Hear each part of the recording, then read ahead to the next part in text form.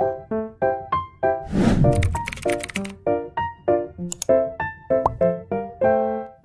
welcome back to my YouTube channel, and for today's tutorial, I will be teaching you on how to see archive posts on Instagram. But first, kindly subscribe to my channel and don't forget to hit the subscribe button and the bell to notify you for the new updates. And if you want to learn more, just keep on watching and let's start.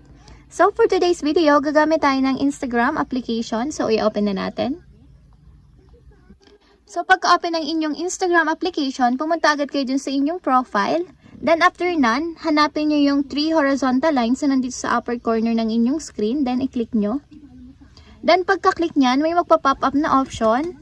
Hanapin nyo lang yung archive. Then click nyo.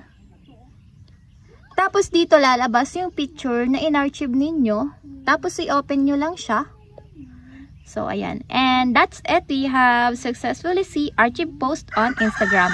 If you have a question, kindly comment down below and don't forget to hit the subscribe button and the bell to notify you for the new updates. And thank you for watching!